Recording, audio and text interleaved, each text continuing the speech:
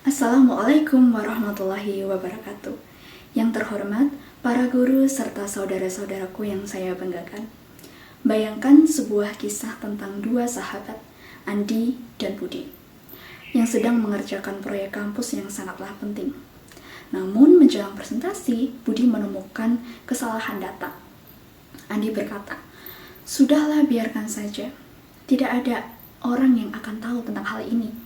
Tapi Budi menjawab, kalau kita bisa membohongi orang lain, berarti kita bisa membohongi diri kita sendiri. Budi pun begadang memperbaikinya. Dari kisah ini, kita bisa mengamati suatu hal yang sangatlah mendasar, bahwa integritas adalah fondasi yang tak terlihat, namun menentukan apakah kita bisa bertahan dalam badai godaan, seperti mencontek, bergosip, atau ikut-ikutan melakukan hal yang tidaklah benar.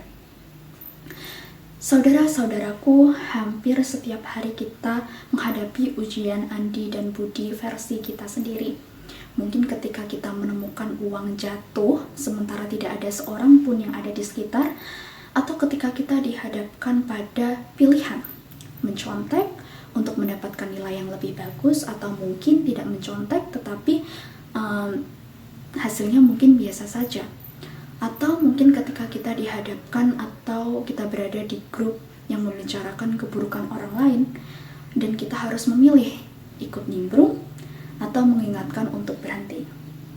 Dari pilihan-pilihan kecil inilah reputasi kita terbentuk. Disinilah letak insight atau pembelajaran mendalamnya.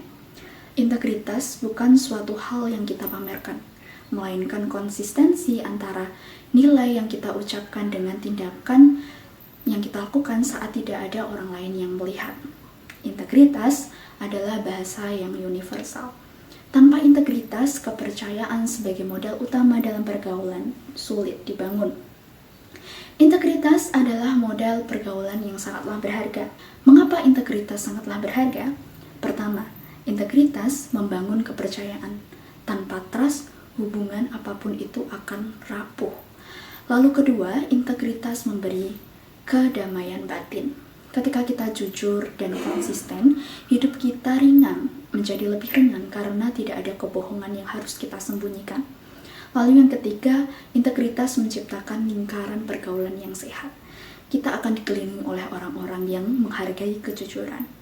Lalu apa yang bisa kita lakukan untuk membentuk integritas ini? Mulailah dari hal yang kecil, seperti tepat waktu, menepati janji, atau mengakui kesalahan. Dan yang kedua, menjadikan diri sendiri sebagai standar. Tanyakanlah pada hati, apakah saya bisa menghormati diri saya sendiri dengan pilihan ini? Dan yang terakhir adalah berani berbeda. Katakan tidak pada hal yang bertentangan pada nilai kita. Saudara-saudaraku, reputasi adalah apa yang orang lain pikirkan tentang kita. Tetapi integritas adalah apa yang kita ketahui tentang diri kita sendiri.